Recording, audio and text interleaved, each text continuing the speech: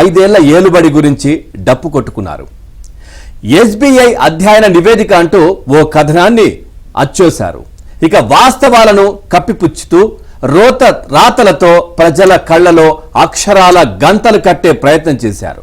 వాస్తవానికి జగన్ పాలన సంక్షేమం సున్నా, సాధికారత శూన్యంగానే 5 ఏళ్లు కళ్ళు మూసుకుంటే కరిగిపోయింది.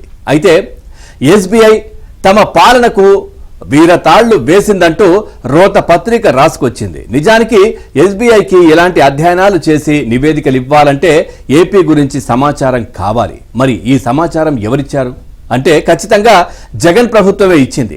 మరి జగన్ సర్కారే ఇచ్చిన సమాచారం ఆధారంగా వండి వార్చిన నివేదికలో వాస్తవాలు తెలుస్తాయా అనేది కీలక అంశం. దీంతో పాటు బడ్జెట్ పుస్తకాల్లో వేసే గారడీ లెక్కలను ఆర్థిక శాఖ ఇచ్చిన వాస్తవ సమాచారం ఆధారంగా రూపొందించే కాగ్ నివేదికలు ఆధారంగా చేసుకున్నారు. అందుకే ఎస్బీఐ నివేదికలో ఆ పుస్తకాల్లో ఉన్నట్లు గత 5 ఏళ్లలో సగటు వార్షిక ఆదాయ వృద్ధి 12%, రెవెన్యూ రాబడిలో 11% సంక్షేమ పథకాలకు ఖర్చు చేశారని రాశారు. ఏటా 47 లక్షల మందికి జగనన్న విద్యా కానుక ఇచ్చారని రాశారు. ఇది అవాస్తవం. పిల్లలకు ఇచ్చింది రాత పుస్తకాలపై కూడా జగన్ ఫోటోలు ముద్రించారు. ఇది అనవసర ఖర్చే. ఎస్బీఐకి అదెందుకు ఇవ్వలేదన్నది ప్రధాన ప్రశ్న.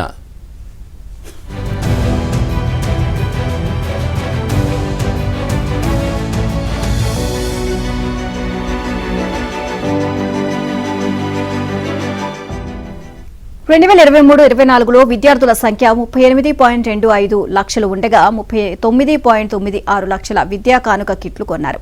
మిగిలిన 1.7 లక్షలు ఎక్కడున్నాయో తెలియదు. ఒక్కో కిట్టుకు సగటున 2,100 రూపాయలు వెచ్చించారు. ఈ లెక్కన 35.71 కోట్ల రూపాయలు విలువైన సామాగ్రి ఎవరి జోబుల్లోకి వెళ్లిందో చెప్పలేదు. దీన్ని దాచేసి అంతా బాగుందని నివేదికలో తెలిపారు. అలాగే 2022-23లో 45,14,687 కిట్లు కొన్నారు. వీటిలోనూ 4.48 లక్షల కిట్లు మిగిలిపోయాయి. ఒక్కొక్క కిట్టుకు సగటున 1,565 రూపాయలు ఖర్చు చేశారు. ఇక దాదాపు 70 కోట్ల రూపాయల గోల్మాల్ ఇక్కడ జరిగింది. పొదుపు మహిళలకు 0 వడ్డీ కింద 4,969 కోట్లు ఖర్చు చేసినట్లు అచ్చేశారు. ఇక టీడీపీ హయాంలో డ్వాక్రా సంఘాలకు బ్యాంకులు ఇచ్చే రుణ పరిమితి 10 లక్షల వరకు ఉండేది. ఆలోపు ఎంత రుణం తీసుకున్నా 5 లక్షల వరకు 0 వడ్డీ రాయితీ వర్తించేది. జగన్ అధికారంలోకి రాగానే ఈ వడ్డీ రాయితీని 3 లక్షలకు తగ్గించారు. అంటే 2 లక్షల రుణానికి రాయితీలో కోత పెట్టారు. దీంతో డ్వాక్రా మహిళలపై వడ్డీ భారం పడింది. మరి దీనిలో 0 వడ్డీ రాయితీ ఏముంది? దీన్ని కూడా దాచేసి అంతా చక్కగా ఉంది అని రాసుకొచ్చారు.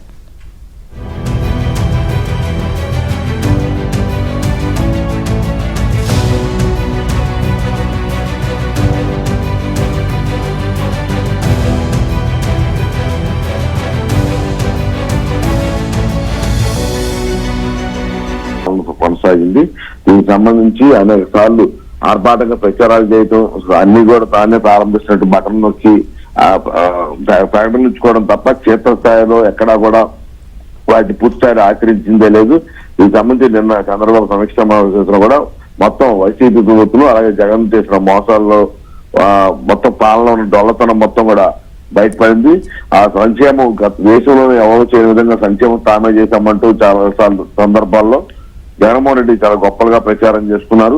ఇక తన సొంత మీడియాలో అయితే కోట్ల రూపాయలు ఖర్చు పెట్టి ప్రకటనలు కూడా ఇచ్చుకున్న పరిస్థితి. కానీ వాస్తవాల్లోకి వెళ్తే పొదుపు మహిళలకు సంబంధించి 0 వడ్డీల విషయంలో ఆ కోట్ల ఖర్చు రూపాయలు చేశామని చెప్పినప్పుడు కూడా ఎక్కడా కూడా ఆ స్థాయిలో లేకపోగా గతంలో తెలుగుదేశం పార్టీ ప్రభుత్వంలో కన్నా తక్కువ మొత్తంలోనే ఆ పథకాలు అమలు చేసినట్టు కూడా తెలుస్తోంది. ఇక ఆ అమ్మఒడి పథకానికి సంబంధించి కూడా అసలు ఎన్నికలకు ముందైతే ప్రతి ఇంట్లో ఎంతమంది బిడ్డలు ఉంటే అంతమంది కూడా అమ్మఒడి అమలు చేస్తామంటూ ఆ జగన్మోహన్ రెడ్డితో పాటు సతీమణి భారతి కూడా ప్రకటించారు. ఆ వీడియోలు కూడా పెద్ద ఎత్తున సోషల్ మీడియా ట్రోల్స్ అయ్యాయి. కానీ తర్వాత అధికారంలో వచ్చినంత కేవలం ఒక బిడ్డకే అని అది కూడా కోతలు విధిస్తూ ఏదో ఒక అంశం పెట్టి 1000 రూపాయలు 2000 కోత పెట్టిన పరిస్థితి కూడా మనం చూసాము. ఇది చివరిలో ఎన్నికలకు సంబంధించి గతంలో ఎవరు చేయని విధంగా ఆ ఫిబ్రవరిలో బటన్ నొక్కి అప్పుడు డబ్బులు వేయకుండా చేయూత పథకానికి సంబంధించి పెద్ద ఎత్తున కుట్రకు పాల్పడ్డారు.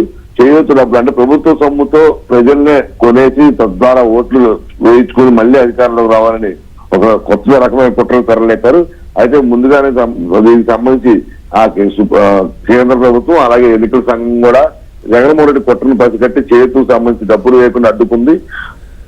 ఇట్లా ప్రతి సందర్భంలో కూడా అనేక విధాలుగా జగన్మోహన్ రెడ్డి మోసాలు చేయటం, ప్రకటనలు మాత్రం ఆర్భాటం చేసుకోవటం, ఆచరణ మాత్రం ఎక్కడ లేని పరిస్థితి. చివరికి క్రీడాకారులకు కావచ్చు, ఏమైనా ప్రమాదాలు జరిగి గాయపడి మరణించిన వారి కుటుంబాల విషయంలో కూడా జగన్మోహన్ రెడ్డి అడ్డగోలుగా మోసాలు చేశారు. వారందరినీ పిలిపించుకుని మాట్లాడుకుని ఫోటోలు దిగటమే తప్ప తర్వాత వారికి ఎటువంటి సాయం అందరి పరిస్థితి కూడా మనం చూసాం. ఇట్లా మొత్తం ఈ 5 ఏళ్ల పాలనలో అన్ని అబద్ధాలు మోసాలతో పాలన సాగింది. ఇప్పుడు కూటమి ప్రభుత్వం వచ్చిన తర్వాత వాటిపై సమీక్షలు చేస్తుంటే ఒక్కొక్కటిగా వెలుగులోకి వస్తుంటే అధికారులే కాదు పాలకులు ప్రజలు అందరూ ఇష్టపోతున్న పరిస్థితి. ఇంత అడ్డగోలుగా ఇంత మోసాలు చేస్తూ మొత్తం ప్రభుత్వ యంత్రాంగం కూడా ఇదే విధంగా పాలన కొనసాగించింది. ఎవరైనా ఇటువంటి తెలుసుకొని ప్రస్తావించినా లేకపోతే బయటికి తీసుకొచ్చినా ఆంధ్రజ్యోతి ఏదైనా వాటిలో కథనాలు ప్రచారం చేసినా వాటిపై కక్ష సాధింపు చర్యలు చేపట్టారే తప్ప ఎక్కడ తమ చెప్పులను మాత్రం సరిదిద్దుకునే ఎదుగు చేయలేదు. అందుకే ఈ రోజు జగన్మోహన్ రెడ్డి ప్రజలు గుణపాఠం చెప్పారని కూడా ప్రజలు చెప్తా ఉన్నారు. మొత్తం మీద ఈ కూటమి ప్రభుత్వంలో సమీక్షలు చేస్తుంటే ప్రతి శాఖ కూడా ఈ విధంగానే ఒక్కో అవినీతి భాగంతో వెలుగుతూస్తున్న భయం అందరినీ ఆశ్చర్యపరుస్తుంది.